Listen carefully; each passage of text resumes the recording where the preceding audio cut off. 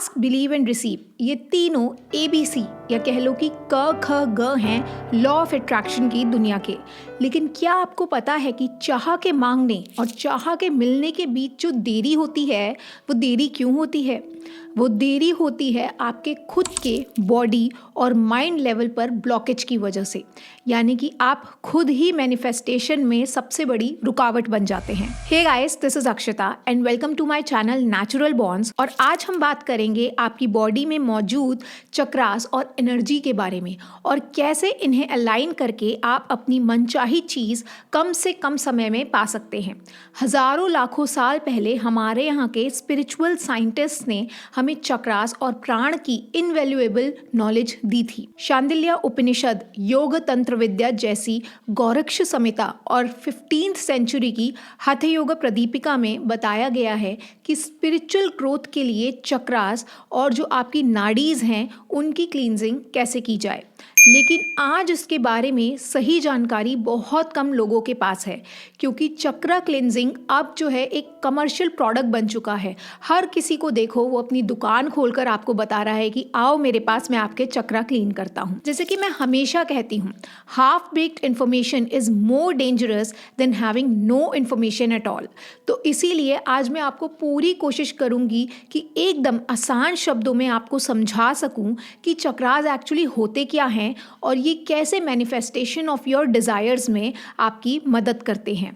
तो सबसे पहले हम बात करेंगे चक्रा क्या है। तो अभी हम बात करने वाले हैं साइंस ऑफ प्राण। तैत्तिरीय उपनिषद में बताया गया है कि हम इंसानों के सिर्फ एक नहीं बल्कि 5 शरीर होते हैं।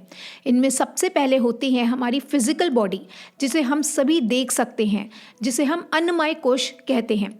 ये वो शरीर है जो खाना खाता है, कर्म करता है, आराम करता है, सोता है।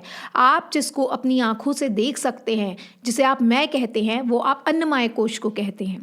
इसके अलावा बाकी 4 शरीर सटल यानी सूक्ष्म होते हैं जो दिखाई नहीं देते। तो दूसरा शरीर है प्राणमय कोश यानी कि एनर्जी बॉडी, जिसमें हमारी लाइफ फोर्स यानी प्राणों का प्रवाह होता है। जब किसी व्यक्ति की डेथ हो जाती है तो उसकी फिजिकल बॉडी तो वहीं रह जाती है, लेकिन हम कहते हैं कि उसके प्राण निकल गए, यानी उसकी प्राणमय कोश चली गई। इसके बारे में मैंने अपने कर्मा वर्सेस एस्ट्रोलॉजी वीडियो में काफी डिटेल में बात करी है, आप चाहें तो वो वीडियो भी देख सकते हैं। तीसरी है मनोमय कोश यानी कि मेंटल बॉडी, जिसमें हमारे विचार, भावनाएं और बुद्धि का प्रयोग होता है। मैनिफेस्टेशन के दौरान हमारा ज़्यादातर प्रोसेस इसी मनमय कोश में होता है। इसके बाद आते हैं 2 और शरीर, जिसे हम कहते हैं ज्ञानमय कोश, और जो 5वां बॉडी की हम बात कर रहे हैं वो है आनंदमय कोश यानी कि ब्लिस बॉडी। लेकिन आज इस वीडियो में हम सिर्फ फिजिकल, मेंटल और एनर्जी बॉडी की बात करने वाले हैं, क्योंकि अभी हमें उसी से थोड़ा बहुत लेना देना है। जब भी हम चक्र और नाड़ी की बात करते हैं तो ये जो डिस्कशन है हमारी एनर्जी बॉडी के आधार पर होता है। ये सूक्ष्म शरीर से जुड़ी हुई बातें हैं, इसीलिए अगर आप अपनी फिजिकल बॉडी को डाइसेक्ट भी करेंगे तो भी आपको नाड़ियां और चक्र नहीं मिलेंगे। They are beyond the physical realm. Now let's move on to the science of prana, जो आपकी हमारी एनर्जी बॉडी है उसके बारे में बात करते हैं। हमारी बॉडी में लगभग 72,000 नाड़ियां होती हैं। ध्यान दें, यहाँ नाड़ी का मतलब नर्व से नहीं है, बल्कि ये एनर्जी चैनल्स होते हैं जिनमें हमारे प्राण यानी कि हमारी लाइफ फोर्स फ्लो करती है। नाड़ी संस्कृत का शब्द है जिसका मतलब है एक ट्यूब जैसा कुछ हो। तो आप नाड़ियों को ऐसे समझ सकते हैं कि जैसे एनर्जी ट्यूब्स हैं जिनमें आपकी जो एनर्जी है वो बह रही है, जैसे पाइप में पानी बहता है वैसे ही। अब इन 72,000 नाड़ियों में से 3 सबसे इंपॉर्टेंट मानी जाती है। सबसे पहले होती है इडा नाड़ी। ये वो नाड़ी है जो बॉडी के लेफ्ट साइड से जुड़ी होती है और इसे ल्यूनर एनर्जी यानी कि चंद्रमा की शक्ति से भी जोड़ा गया है। इसकी क्वालिटी फेमिनाइन मानी जाती हैं, लेकिन इसका मतलब ये नहीं है कि ये स्पेसिफिकली फीमेल है या इसमें केवल महिला के गुण होते हैं। इसका सिंपल मतलब ये है कि नेचर में कुछ ऐसे क्वालिटीज़ हैं, कुछ ऐसे तत्व हैं जो फेमिनिन होते हैं और कुछ ऐसे तत्व हैं जो मस्कुलिन होते हैं।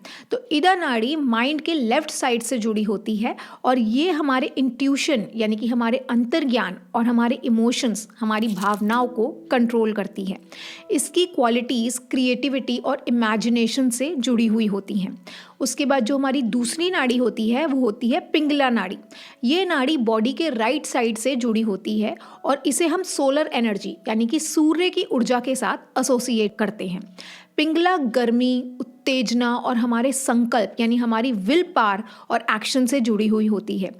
ये सिंपैथेटिक नर्वस सिस्टम को कंट्रोल करती है और बॉडी के जो फंक्शंस होते हैं और जो लॉजिक होती है उसके लिए एक्चुअली में ये रिस्पॉन्सिबल होती है। हालांकि इस वीडियो में हम इन नाड़ियों पर डिटेल में बात नहीं करेंगे क्योंकि हमारा जो फोकस है वो चक्रास पर है, लेकिन चक्रा को भी समझने के लिए नाड़ियों का बेसिक इंट्रोडक्शन देना बहुत ज़रूरी था ताकि आपको समझ में आ जाए कि एनर्जी कैसे आपके बॉडी में फ्लो होती है। अब जो हम तीसरी और सबसे इम्पॉर्टेंट नाड़ी है वो है सुषुम्ना नाड़ी। ये नाड़ी बिल्कुल बीच में स्पाइन के साथ साथ नीचे से ऊपर तक यानी कि मूलाधार चक्र से सहस्त्रार चक्र तक चलती है। इसके बारे में हम आगे बात करेंगे। इसे स्पिरिचुअल अवेकनिंग और कुंडलिनी एनर्जी के फ्लो के लिए भी एक बहुत इंपॉर्टेंट पाथ माना जाता है। लेकिन कुंडलिनी एनर्जी तभी सुषुम्ना नाड़ी में फ्लो कर सकती है जब इदा और पिंगला दोनों ही प्योर और बैलेंस्ड हों। जो योगीज होते हैं उनके लिए प्राइमरीली सुषुम्ना ही सबसे ज़्यादा मायने रखती है क्योंकि इनके बैलेंस से ही स्पिरिचुअल ग्रोथ पॉसिबल होती है। अब इतना समझने के बाद चलिए आइए आगे बढ़ते हैं। इदा और पिंगला ये दोनों नाड़ियाँ स्पाइन के बेस यानी कि मूलाधार चक्र से शुरू होती हैं और आज्ञा चक्र पर इंटरसेक्ट करती हैं, जहाँ एक लेफ्ट और दूसरी राइट की दिशा में चली जाती है।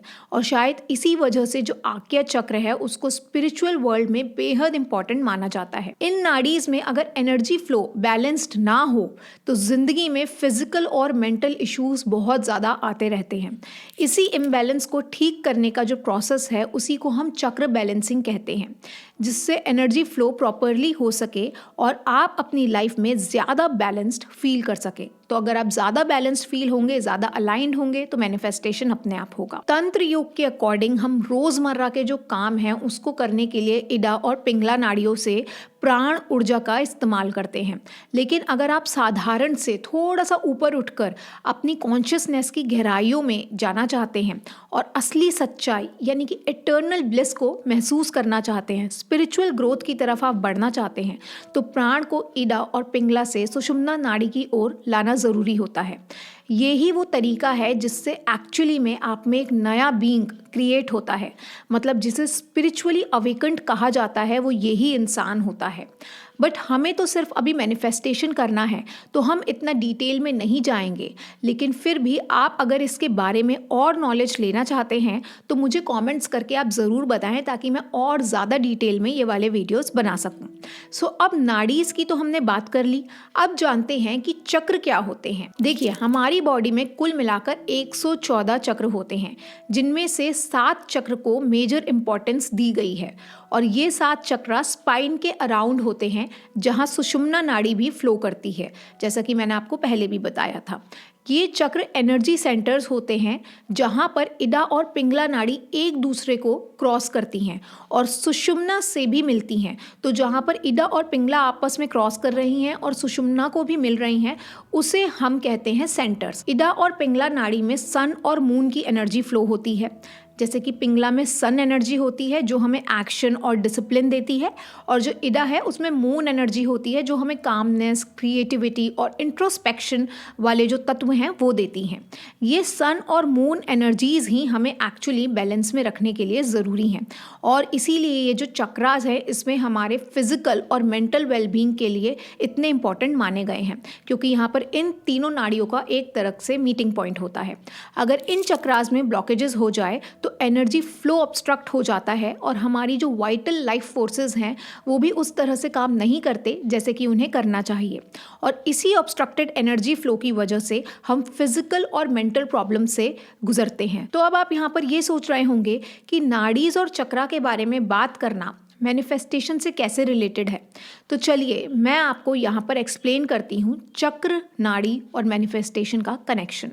इस बात को समझने के लिए हमें पहले ये ब्रीफ में समझना होगा कि एक्चुअली में मैनिफेस्टेशन होता क्या है। मैनिफेस्टेशन का मतलब है कि जो आप पाना चाहते हैं उसके लिए आप अपनी एनर्जी और फोकस एक प्रोसेस में डालते हैं ताकि वो आपकी रियलिटी बन जाए। तो सबसे पहले जब कुछ भी लाइफ में पाने की इच्छा होती है तो एक विचार आता है, यानी कि एक सूक्ष्म थॉट आता है, और वो थॉट ही फाउंडेशन है आपके डिज़ायर को रियलिटी में बदलने के लिए। अब थॉट क्या होता है? थॉट भी तो एक एनर्जी ही है। इसके बारे में मैंने डिटेल में अपनी लॉ ऑफ अट्रैक्शन वीडियो में बात करी है। आप चाहे तो वो वीडियो देख सकते हैं ढंग से ये समझने के लिए कि थॉट और आपके फीलिंग्स और आपके इमोशंस क्या होते हैं। इस वीडियो का लिंक मैं डिस्क्रिप्शन बॉक्स में ऐड कर दूंगी। सो ये थॉट प्रोसेस मनोमय कोश और प्राणमय कोश दोनों में काम करता है। थॉट एक मेंटल एक्टिविटी है, लेकिन उसमें एनर्जी होती है, प्राण होते हैं, और सारा मैनिफेस्टेशन का जो खेल है वो इसी थॉट को स्ट्रॉन्ग और प्रबल बनाने में होता है ताकि वो आपके रियलिटी में दिखने लग जाए। अब थॉट प्रबल कैसे होता है? थॉट में हम कैसे शक्ति डालते हैं? How to strengthen the thought. ये थॉट आपकी एनर्जीज, आपके प्राणों से प्रबल होता है। जैसे हम कहते हैं ना, आज तो मैंने इस काम में पूरी जान डाल दी। बस वो ही बात है, अपने विचारों में इतनी ज़्यादा एनर्जी डाल दो कि वो आपका सच बन जाए। मतलब अगर आपके थॉट्स तो हैं कि आपको कुछ अचीव करना है या अपने लाइफ में कुछ अच्छा पाना है, लेकिन अंदर से आप हमेशा इनसिक्योर फील करते हैं। ऊपर ऊपर से तो आप कहते हैं कि मुझे मिलना ही चाहिए, लेकिन अंदर से आपको ये डर लगा रहता है कि पता नहीं मुझे कभी मिलेगा भी या नहीं। तो ये मिसमैच है, ये कॉन्ट्रडिक्शन है, और ये कभी भी मैनिफेस्टेशन को सही डायरेक्शन में नहीं ले जाने देगा। जब आपके थॉट्स और आपके फीलिंग्स एक ही लाइन में, एक ही डायरेक्शन में अलाइन हो जाते हैं तो अंदर से एक जज्बा और कॉन्फिडेंस आता है। ऐसा लगता है कि आप नेचुरली एक्शन लेना शुरू कर रहे हो उस डायरेक्शन में बिना किसी पुश के। ये प्रोसेस ही मैनिफेस्टेशन का बेस होता है जो आपको आपके डिजायर्स तक पहुंचाता है। यही प्रक्रिया आपकी इच्छाओं को पूरा करने में आपकी मदद करती है। Chakras deal at all the level of desire fulfilment. और ये कौन सी एनर्जीज की बात यहाँ पर हो रही है?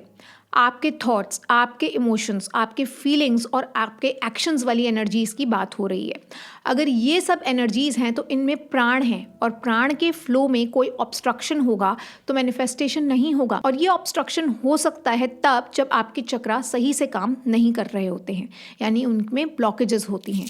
यानी कि अगर आप लाइफ में खुश रहोगे तो फ्लो ऑफ एनर्जी अच्छा होगा, और दुखी रहोगे तो फ्लो ऑफ एनर्जी बिल्कुल बेकार होगा। It is as simple as that. Good flow of energy से मैनिफेस्टेशन होगा और बैड फ्लो ऑफ एनर्जी से एजिटेशन होगा। अब तक हमने ये समझा है कि कैसे थॉट्स, इमोशंस और एक्शंस मिलकर मैनिफेस्टेशन का प्रोसेस बनाते हैं और चक्रा इस एनर्जी फ्लो में कैसे मददगार होते हैं।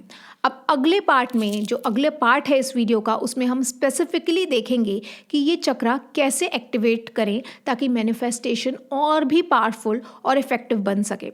हर चक्रा अपने आप में एक यूनिक क्वालिटी और पावर रखता है जो आपकी डिज़ायर्स को फुलफिल करने में मददगार साबित हो सकता है। तो इस जर्नी को और आगे बढ़ाने के लिए ट्यूसडे को लाइव होने वाला पार्ट 2 ऑफ दिस वीडियो को आप ज़रूर देखें। इसमें आपको प्रैक्टिकल टिप्स और टेक्निक्स मिलेंगी कि आप कैसे अपने चक्रा को एक्टिवेट और बैलेंस्ड बना सकते हैं।